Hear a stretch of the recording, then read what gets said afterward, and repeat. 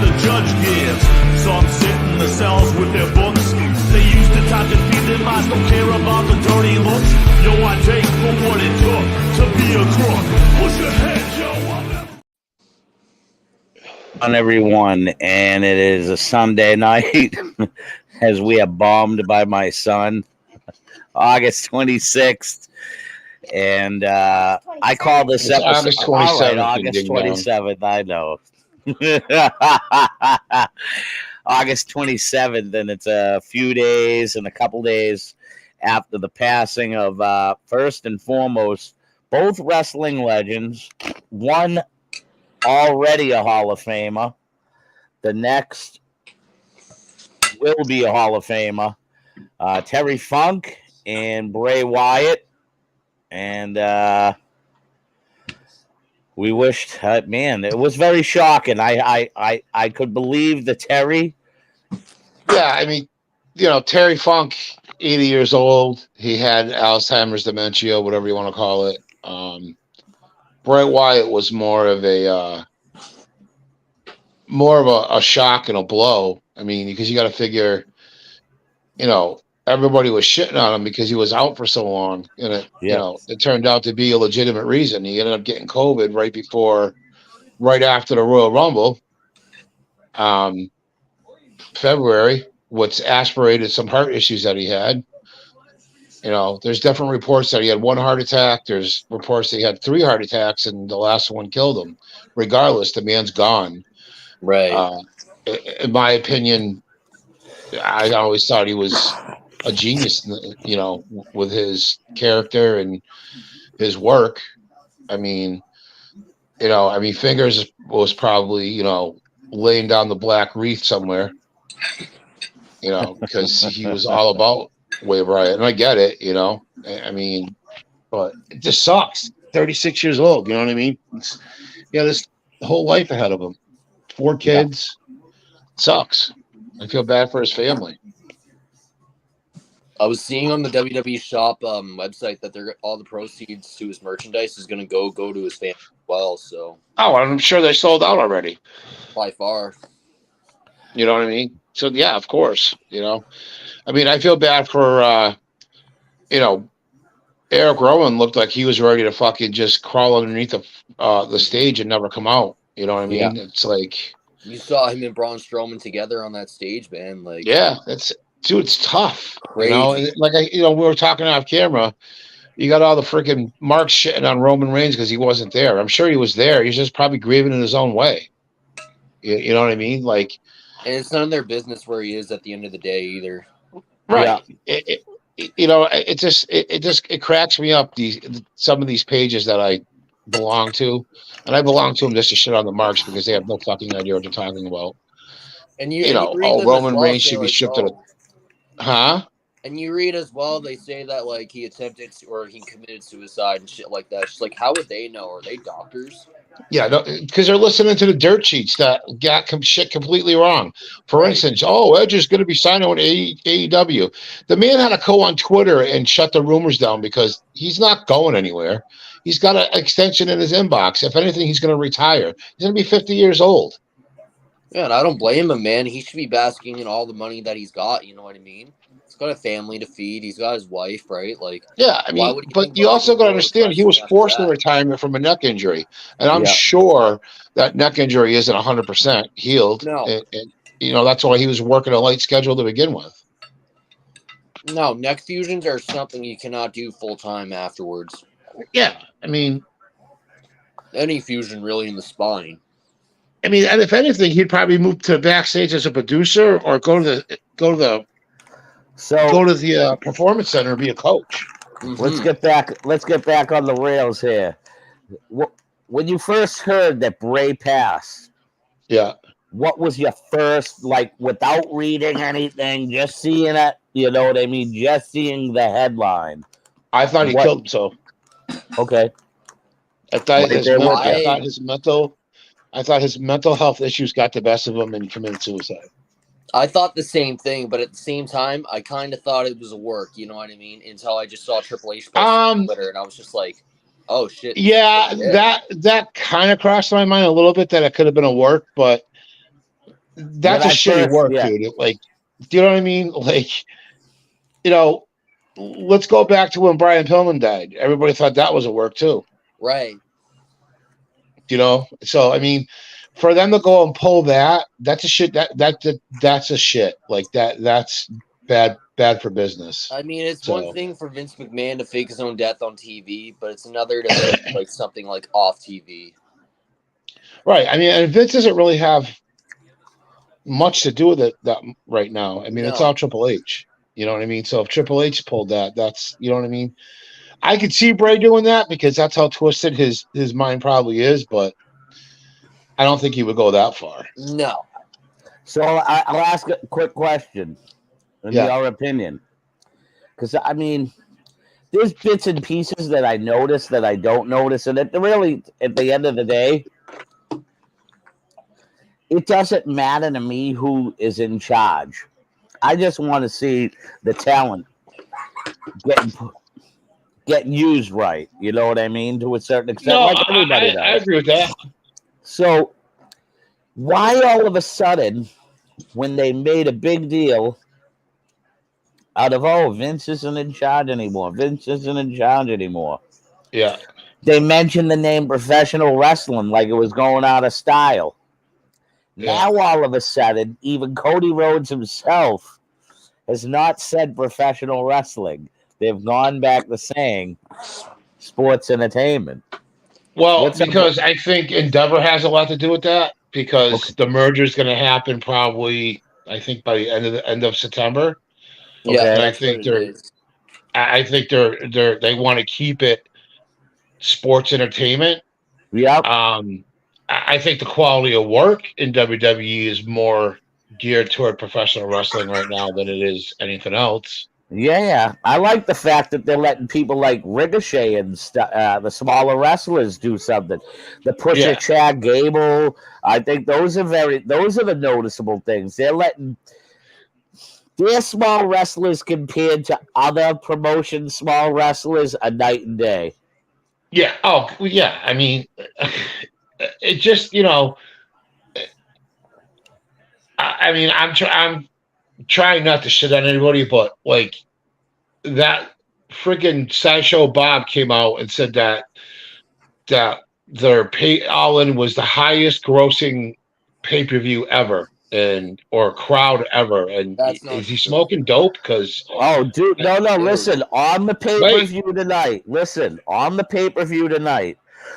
there was a legit graphic that came across the screen and said that they set a professional wrestling paid attendance record. And they made sure that they said highlighted paid. They put paid attendance. 82,000. 82. I'm just saying. Listen, I'm telling you right now, WrestleMania 32 has a higher paid attendance. I know that. And wait. 1995 Korea. That's it. End of story. Yeah. So it's a lie. Like, don't go out there and say things that are not true. Yeah. He's a fucking clown. I could have sworn that the WrestleMania that was in Dallas was 89,000, was it not? Yeah, it was. That's WrestleMania 32. Yeah, 89 or 91 or something like that. I know that. I mean, I just thought it was funny how they put that up. I'm not going to shit on listen. We all have different aspects of wrestling, but I'll tell you this: that there was things that Walter, I say this to people all the time. They're like, "Why ain't you a fan of certain things?" I was like, "Listen, I never said I'm not a fan of it. I'm just not a fan of certain psychologies that wrestlers." Yeah. That wrestlers use. But if you had watched and seen what this kid, oh my God, please tell me he's not going to walk in like fucking Bray Wyatt or something. What's up, kiss ass? What's up, fellas? Hey, real quick, who made the draft for at 9:00 at night? I'm gonna slap somebody. That's standard time, brother. Dude, that's my bedtime. You're lucky I'm even on here right now. Well, we thank you for your presence. I'm actually getting off in a minute because I have to go to bed. Hey, Park, it's good to see your face, buddy. So, Go ahead. there's one match I went to, and yes, I know the psychology wasn't, but if you went back and watch it, you would say this month that the kid Darby Allin should be broken in half. He did that coffin. He did the coffin drop from the top rope onto the casket. Then I don't know how Swerve Strickland, his back is not broke. He did Darby Allin's a nutcase to begin with. He did the coffin drop off the top rope again, but this time it was inside the ring, and Swerve Strickland was hanging halfway out of the coffin. And he did it with that stupid thumbtack jacket on too. Like it was just, and Sting. Yes. Dude, you're 65 years old. What is wrong with you? I know, but man, he's still out. Like he really could. Like Vince really could have kept him and did something to a certain extent. Dude, if you think there wasn't animosity between them because he was the flag bearer of WCW, then you're smoking way too much. I agree. I mean, he turned them down multiple times to stay with WCW. Then when he finally came in, they made him look like shit, and that's not right. He's a legend. He should have been treated a lot better. Mike, do you remember when the vignette started in 2011 when they showed the Boots walking in the rain? Yeah, it was supposed to be Sting. That was made for Sting. I know. And he Sting backed out at the last minute and went to TNA. I know. I don't mind them being pissed about that, too, because they had that locked in. They had that Mania match locked in. And you know what? I used to bitch about Sting and versus Taker not happening. That was his time to do it, and he chose not to.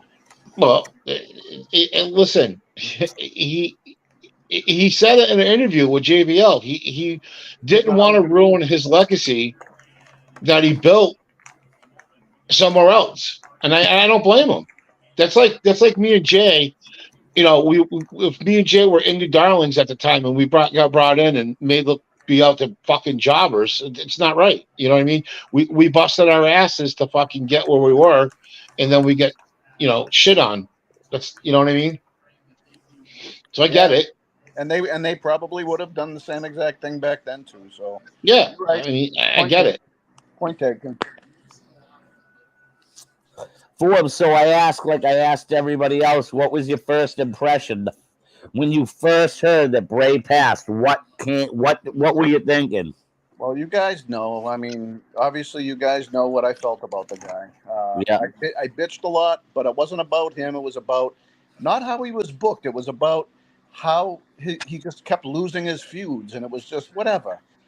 We're beyond that. I was sitting behind my drum set rehearsing with my band, and I got a text from Prez, and it just said, no good. And I was like, what's this, a fart joke or something? And I pick it up, and I look at the graphic. I was like, this isn't even funny. Like, he knows he's my favorite guy, and sometimes he goes over the line a little bit with his jokes. Yeah. So I'm like, it's distasteful. You know what I mean? Anyhow, yeah, I know. That would be, yes. I understand. Without a doubt. So I was almost going to hit you up on Facebook, Forbes, and Messenger, make sure you didn't commit suicide after you found out that he died. Come on, man. That's not even funny either, man. Come on, man. Holy fuck. No, well, you know what I mean. I cried over this dude, man. I cried over this dude. A lot of people did. I mean, he, as I stated before, he had a great mind for the business. So. But to answer to your question, Jay, I was sitting behind the drum set, and I could not play. They were like, "What's the matter with you?" I was like, "You just got to give me a minute. Give me a minute. Give me a minute." And then I was just like, "All right, man, I got to power through. I don't know this person personally, so just get your shit together and fucking power through it." And then, Jay, I reached out to you, and it was like no cause had been given yet, but I'm at least glad. Well, no, I'm not glad, but to know that it wasn't a suicide, because that's what we were thinking. It wasn't. He wasn't that. Yeah, he had mental issues, but it wasn't to that point. He had children, and he had a legacy to carry on, man. That COVID hot shit is the same thing Keith Lee had, dude, and has now. That it's called. I said the word for it. There's a word for what it does to someone's compromised heart, a myocarditis. And Keith Lee has it now, and that's why Keith Lee has never been the same. Yep. And I'm sure that this has hit Keith Lee big time, just from his own standpoint, knowing that he could have died as well. But last we heard, Bray was set to come back September-ish. He was improved. This heart condition, I believe, may have pre-existed this COVID. And yes, that's what they're saying, that he had it, and the COVID aspirated it. Right, which led to a lot of his start-stops, which to us didn't make sense at the time. It was kept private. But to hear, it's just the whole Brody Lee, Jay Briscoe, Bray Wyatt thing. Those three dudes all have something in common to me, that bearded backwoods presentation that I gravitate towards. And all three of them were tragic fucking deaths. And those were guys that I just looked forward to seeing, man. And it was just like Bray never got to finish his story. He got criticized ruthlessly, including by me. But we all know the dude sold merchandise. He was a presence. He was his own category. There was no one like him. Nope. He was theatrical and everything like that. And again, it didn't resonate with everybody, but it resonated with me. And I only got pissed off, Jay, Mike, everybody, is when he lost all the time. You know this. You know I'm not lying. You know I'm not saying, oh, he's my favorite wrestler. No, we know. I was laughing because my dog's over here fucking trying to get on camera. It's kind of weird. Like, I think back to when Eddie Guerrero passed away, 2005, correct? Yeah. Wow. That was the last real WWE active roster guy that passed, and it's the same. It's the same. It hits the same. Do you know what I mean? Like, you're so used to seeing him on TV. Yeah, granted, Bray Wyatt was out for a while because of COVID, but Eddie Guerrero was like you just watched him on SmackDown or something 2 days before he passed. Both guys still in their prime. Exactly. And prior to that, it was Owen, and that was probably the worst one we'll ever see because it happened in ring in front of 30,000 people. Yeah. So 2 quick things. The one thing, Eddie Guerrero, they said that realistically, his heart and his body didn't know what to do because he was on so many drugs that he went cold turkey on everything. And that's it. A lot of addicts. That's not really if you go it's to not realistic for them to do that. Absolutely. So it's yes. So that triggered that. Bray Wyatt. I'm going to let you guys. This is a good one to contemplate, and this is just. I ran off this because there was a wrestling podcast a few years back I listened to. It was whether it was pre-pandemic or after pandemic. It was a discussion on Bray Wyatt building a legacy that was Undertaker-esque. Well, dude, let's put it to you this way. I'm just throwing that out, and I believe it. No, I'm not disagreeing with you. I'm going to get this out, and then I need to go to bed because I have to get up at 4. Yeah. That whole scene with LA Knight, The Undertaker, and Bray Wyatt, that was passing the torch to Bray Wyatt. Bray Wyatt was supposed to be the next Undertaker in the WWE. Yes. I to this day, Undertaker will not say what he said to him in the ring. Nobody knows. People can speculate all they want. But that was the Undertaker saying, the keys to the house are now yours. And it sucks because I think, everyone was complaining that, the Uncle Howdy and his story was getting stale. He wasn't wrestling. Maybe he wasn't wrestling because he was still hurt, and he was just doing a lot of promo work. Do you know what I mean? Like nobody knows. Like nobody knows. Yeah. But the last picture that was taken of him in public, he was in phenomenal shape. Yep. And then then he had the heart attack and passed away, and it sucks because I think he could have been. I think he could have went beyond the Undertaker. And I don't know about that, but I would say that he would have carved out his own niche as being different than the Undertaker. But Undertaker-esque is the proper terminology because of just the supernatural, the whole dark. Prior to Bray Wyatt, who was there? It was Kane and Undertaker. You know what I mean? They had their own niche. And as far as Bray goes, there was nobody doing what he was doing in this current era, and he was over. Like, merchandise told you that alone. But Vince, the stories about Vince. He really kind of, he didn't like his weight the way it was or whatever. But like, when I used to say his creative was bad, it wasn't. He was booked perfectly, but he lost every big feud, and Undertaker did not. And that was the frustrating part. I get that, and I agree with that. Like, like him losing to Goldberg was just stupid. But that was in Saudi Arabia. That's what the Prince wanted. Him losing to Seth Rollins. If you go back and watch that match, Seth Rollins hit him with everything but the kitchen sink for it to make sense for him to beat him. Yeah. How many times did he stomp him? 5? Yeah. And then he went to town with him with a sledgehammer to get, for them to call a match. Like, Bray Wyatt didn't take the pin. It kept him strong in that sense, but they had to call the match because, like, he beat the crap out of him. You know what I mean? They fixed that, and they called the audible 3 weeks later and gave him the title in Saudi. Same thing. Yeah. Like, they knew it was. I remember the outrage after that finish. And it was WWE's fault, too, because they pushed him to the title way too quick. It was like he debuted.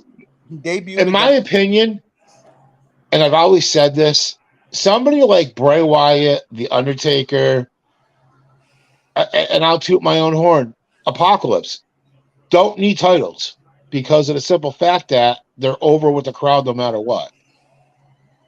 Them kind of characters, Undertaker, Kane, they don't need titles. Bray Wyatt never needed a title. He was over no matter what. He didn't, Mike, but you got to admit, like, being in the business, being at least a champion once does have to mean something. No, I understand that, but what I'm saying to you is that, and Jay can attest to this because Jay owned a company for most of the time that I worked as Apocalypse. He knows I didn't need a title because it's just a character and the way you're being booked. The way they're trying to book Bray Wyatt is like invincible. The smoking skull, and it was a Papa Shango-esque. Right. So when you book a character like that, like the Undertaker and his streak at WrestleMania, and I mean, how many title runs did the Undertaker have? 3? 7. Okay. But a lot of I can remember 3. Those last few were in the Attitude Era, and they were kind of they were hot potatoed. But he didn't keep it long. No, he didn't need it. His character did not need a title. I'm a firm believer is that if you're giving somebody a title, they need help getting over. B is because you believe in that person to carry your company. Undertaker never really talked until later on in his career. Bray Wyatt, yeah, he could carry a company. I'm sure if he was still here and things were booked different, he could carry the company for a couple of years. I get it, but Roman Reigns is a perfect example. Okay, without the titles, the bloodline does not work because he is staler than shit on the mic. I disagree. Putting him with Paul Heyman is what made him a heel. Okay, yeah. Yep. But I think his mic's I like Roman on the mic. Now, but in the beginning he sucked. Absolutely. But he sucked. And without Paul Heyman, it wouldn't work. And nobody understands that. And I hear people complain, it's getting boring. Dude, he's gonna break he is going to break San Martino's record, which is going to go to WrestleMania 40, and Cody's going to take that title off of him. Plain and simple. That's what Cody was rehired for and brought in for, was to take that title from Roman Reigns. Hey, I posted this about Roman. I don't know if anyone read it, but did you guys hear what he did last night? No. He went up to JoJo, had the Fiend's Bray Wyatt's nameplates put back on the blue title. Yeah, I saw that. Gave it to her and retired it for good. The belt that he won off him. Yep. Wow. Class move. Well, listen, guys, I have to go to bed. It's 9:30. I have to get up at 4. Mike, it was good to see you. Jimmy, take this with you. Could you put it up my bum? That's just, I might. All right. All right, guys. I'll talk to you. All right, pal. Later. Good to see old APOC back. Yeah. I tried to get in touch with Mickey Biggs. He's not on Facebook, so I couldn't throw him an invite. He's got aliases, D. Oh, really? Yeah. I don't have his alias. I can't think of it off the top of my head. Where's Jefferson James? He disappeared. Was he there? Yeah, he's got bad Wi-Fi up there in Nova Scotia, man. He had a family emergency came up. Oh. Well, I'm glad we're on tonight, man. Let me tell you, I cried, but I didn't cry right away, Jay. You know what made me cry? I was going through the rabbit hole, watching all the stuff, trying to go over his career, trying to say, is this guy a Hall of Famer? Yes, he's a Hall of Famer, right? Oh, without a doubt. It was a decade's worth of work, but I'm watching, right? And I'm watching all these great moments and stuff. But the question is it the Wyatt family that's in the Hall of Fame worthy, or is it Bray Wyatt, the Hall of Fame? I think that it would have to be Bray Wyatt first, because he left the Wyatt family and went on, to be a 2-time champion after that. Is it the Fiend or Bray Wyatt, or is it just one thing combined? All combined. Do they call him Wyndham Rotunda? Yeah, I would say so.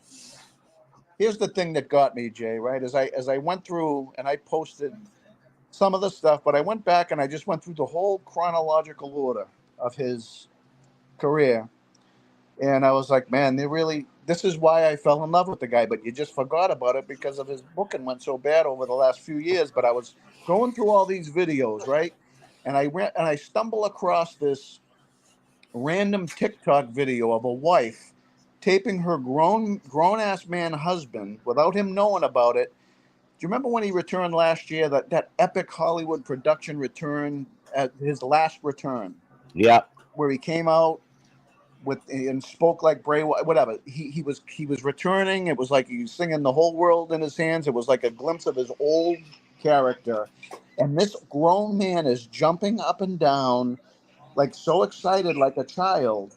And his wife's kind of laughing, but not really to poke fun at him, but she's getting a kick because his inner child has been touched, right? And it was at that moment that I knew that I would never feel that way about a professional wrestler again. And I cried. That's what Bray would do for me, man. Suspension of disbelief is a lost art form today. Yeah. And he was able to capture my imagination like that and make me feel like that. The way we used to look at these cats when we were kids, like that suspension of disbelief. Like, it's a work, but yet you believe it. He would just do his best to make you believe. And there's nobody left that can do. And that doesn't mean everybody sucks, because that's not what I'm saying. It's because of his character. He was a special character in order to do that anyways. Brought out the kid in people. And then when you look at all the behind-the-scenes stuff about what a nice guy he was, 4 children, it's like it's just so reminiscent of Brody, like the tragedy, and Jay Briscoe, the tragedy, like just 3 guys in their prime of their lives, taken out by just unforeseen circumstances. Just tough to take, man. So did you splurge? No. Why? Can I tell you? it would have been worth the money for you. You need to watch the replay wherever you can get it, free or whatnot, because I'm telling you, when you see the beginning of the Aleister Black match and the tribute that they play, that he had the big lantern. I saw that. they had the lantern, but it's even the commentary. Like they make it point blank. Bray Wyatt, the Fireflies are out tonight in the Funhouse. Yep. There was legit mention like of the situation. And I'll tell you, looking at those three in the ring, it was the closest thing that. Yes, yeah. It was awesome. It almost made it feel like WWF, you know what I mean? For a second, seeing those three, even though Brody King's never been in a WWE ring, Brody King is without a doubt, that's a Vince McMahon style of wrestler right there. Dude's a beast. I would love to see him versus like Sheamus or Drew McIntyre or Walt. We can't call him Walter no more. It's Hoppensteigen, whatever his name is now. What's his name there? Fucking what? Gunda. Yes, Gunda.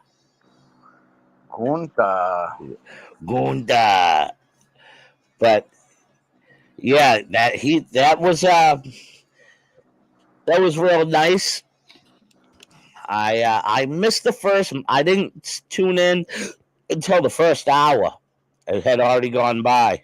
They did. I heard Punk and Joe was pretty good. That must have kicked the show off. Yeah. Okay. Let me tell you that Bucks versus FTR match was great. FTR had armbands on, paying homage to both Brody and Luca. What? Man, why the Brody? Brody Lee. You know, so I thought it was a good show. I know I have a special app that I get it on, and it's all part of the package. But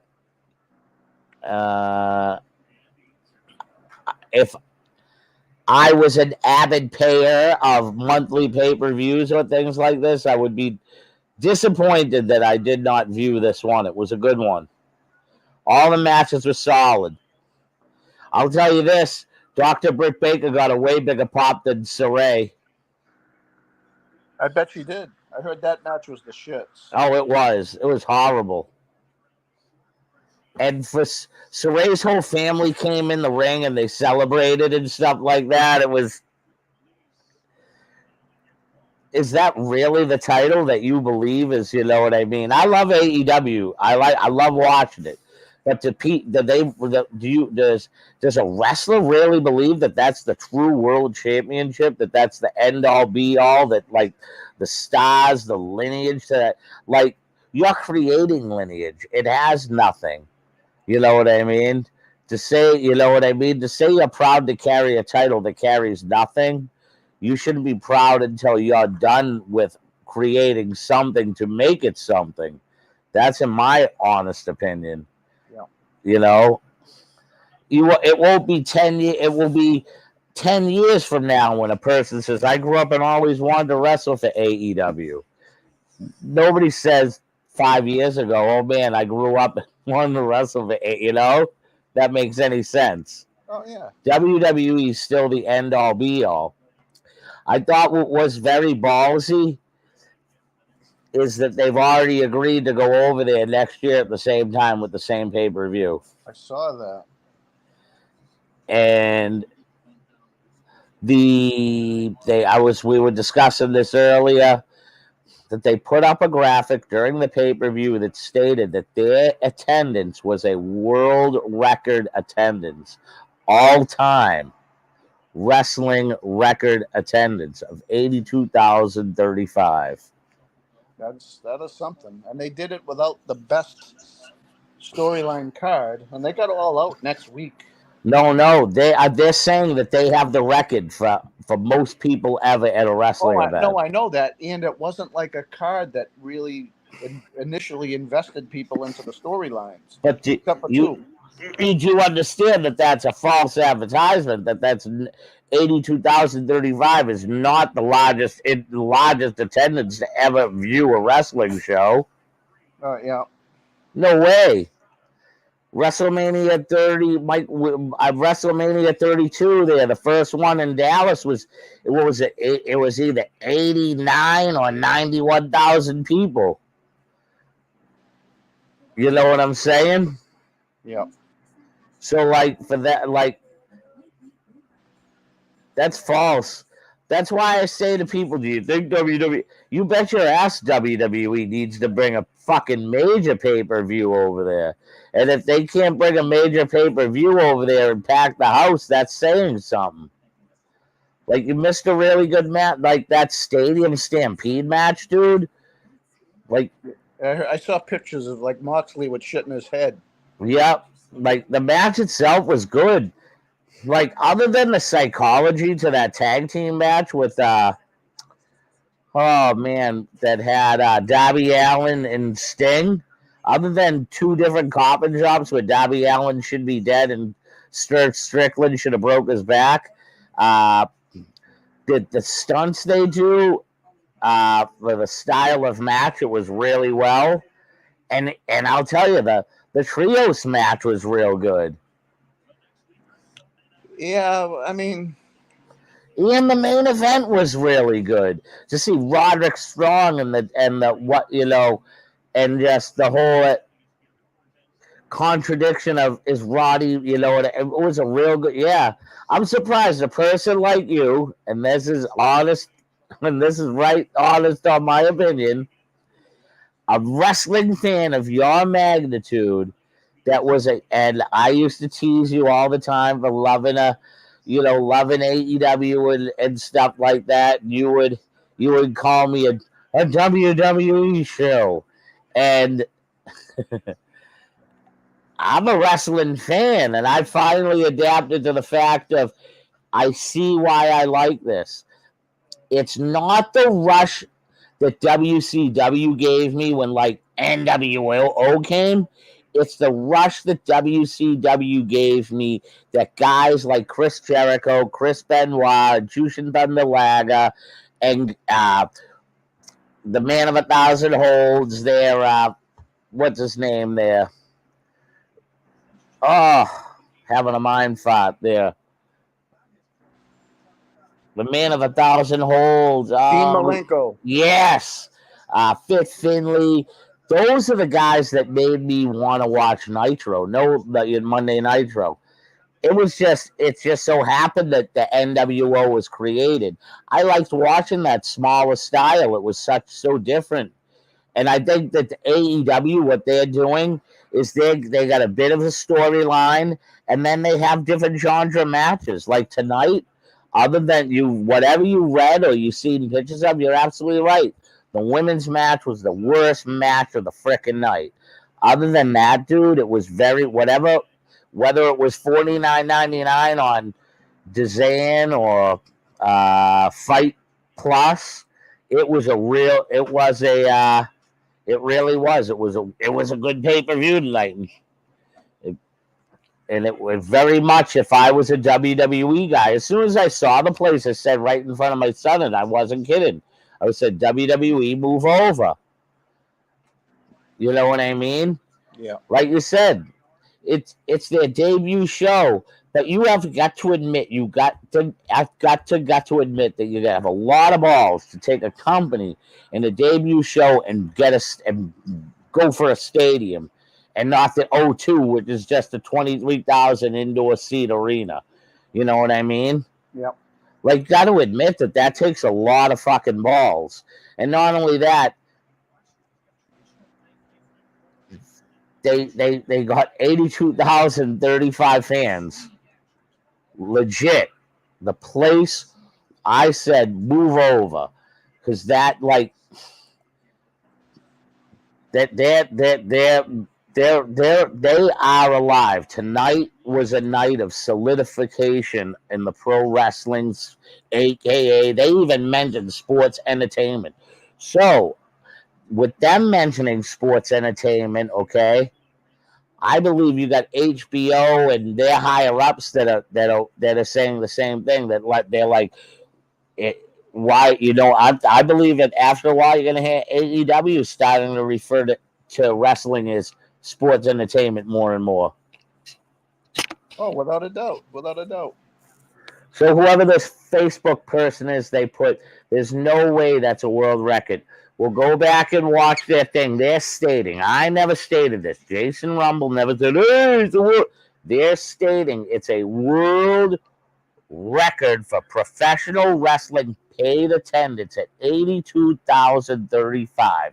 They put it up on a graphic. That's what they stated. I know that. You know that ain't true. I'm just telling you what they said. So whoever this Facebook user is and didn't tune in the right way so that we know who you are, probably Jerry Leone or somebody. Well, I mean, this is shitty. They're stating it, but I don't believe it. Well, I'm just saying,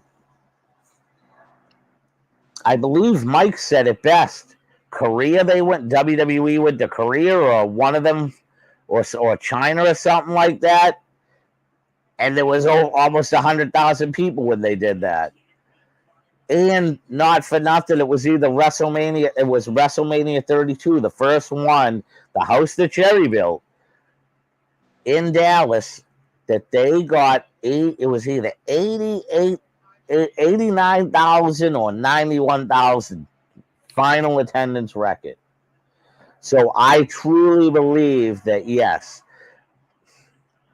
I think if anything, they wanted to put world record, but I believe it's just maybe a Wembley indoor attendance record for professional wrestling, and they just wanted to make it seem bigger. I just believe the WWE needs to go over there with the major pay-per-view, and they need to do the same thing. But let me tell you, man, that fucking Stadium Stampede match was awesome. There's certain things that company does that Vince doesn't do, that WWE doesn't give him, man. And I think certain things is, Joey Kilmartin said it best to me.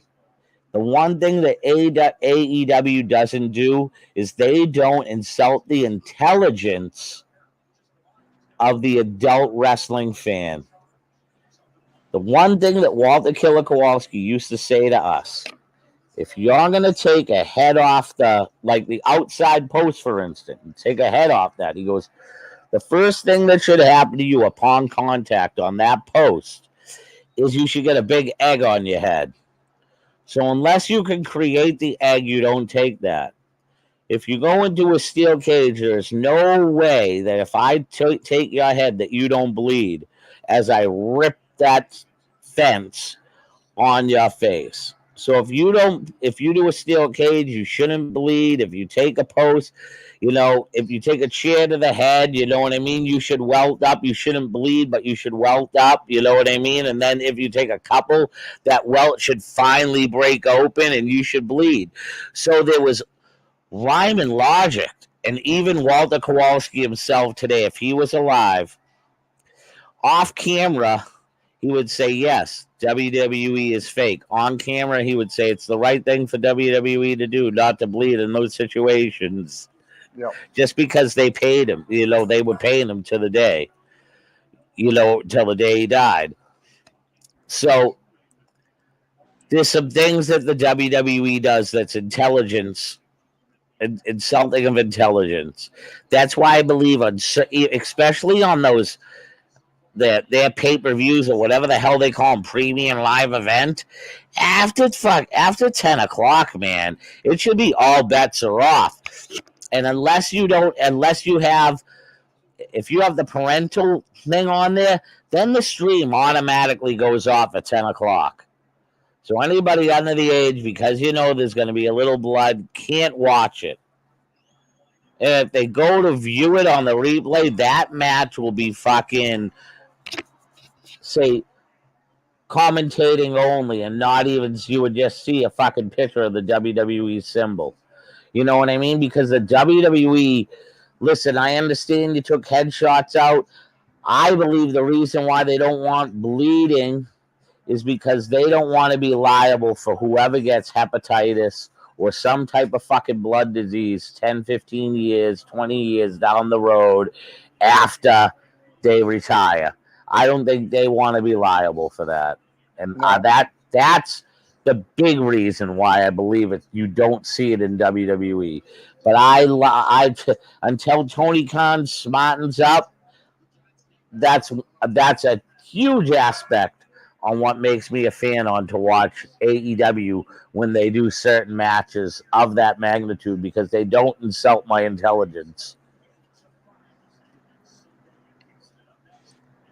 No, I mean, the audience that WWE had in Dallas was fabricated, clearly. So yeah, this is it. I mean, but a record is a record. It's like, now you got to sustain it.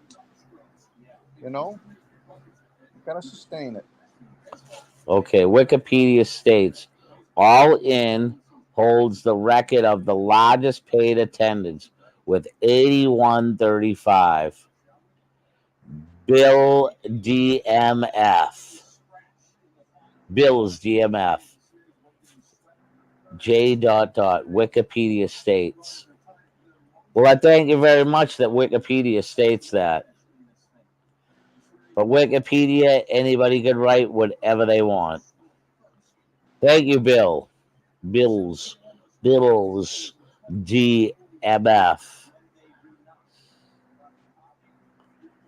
Greatly appreciate that, but it's all right if you believe it's true, and you believe that Dallas was fabricated, and there was an event in the late 80s, early 90s that was I believe it was in Korea, that was done by the WWE, and supposedly that event had 92,000 people.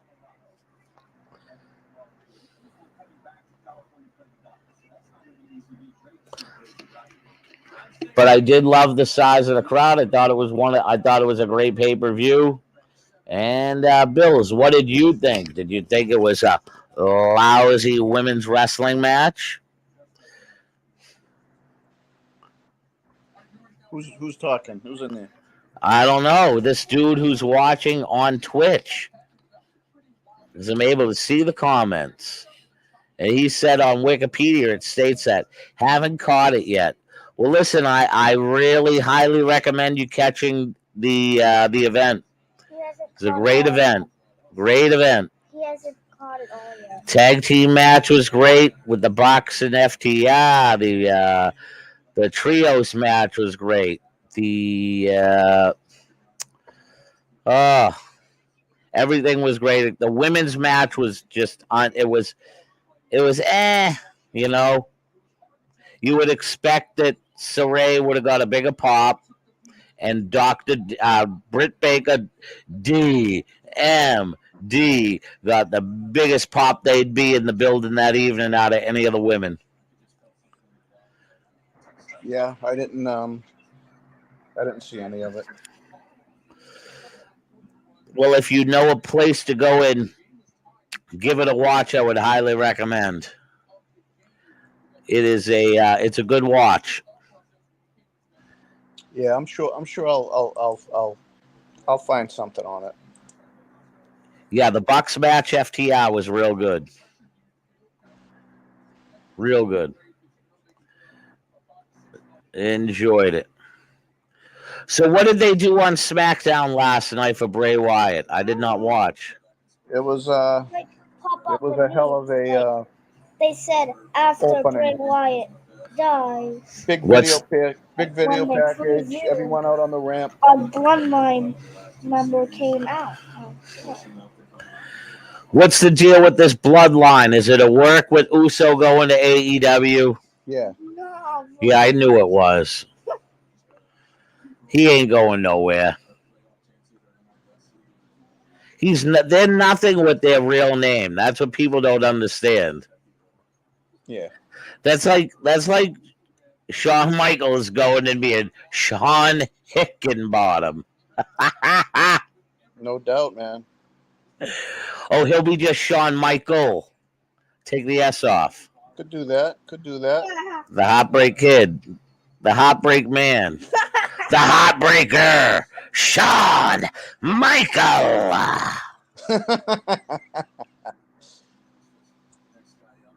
That's hilarious. Oh, he's a sexy man. He ain't got a spray tan. Oh, he's a sexy man.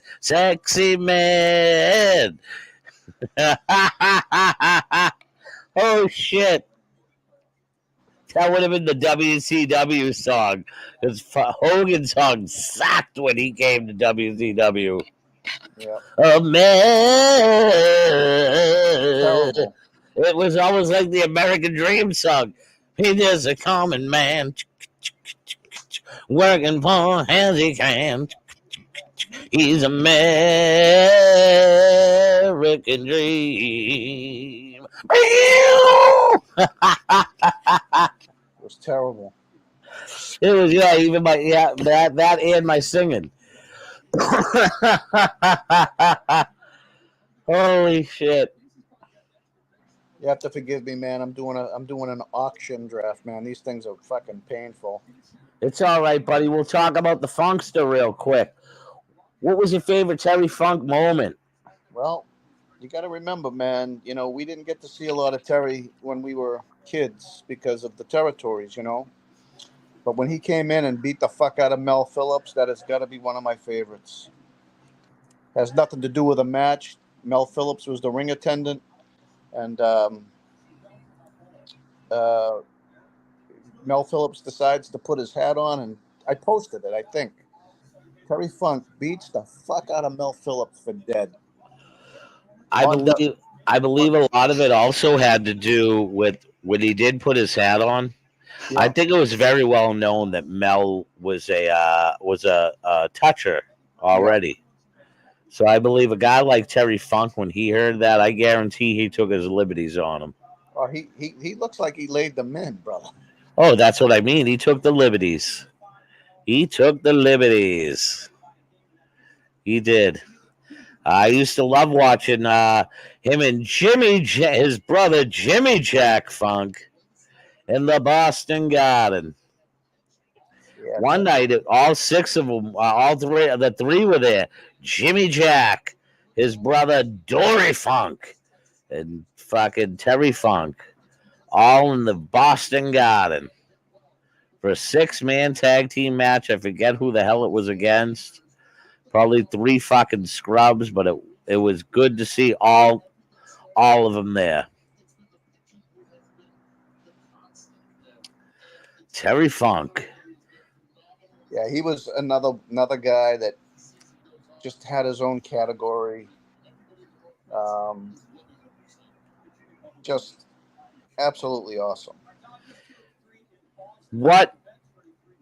Before we get going, what would you have to say are your top 3 Bray Wyatt memories?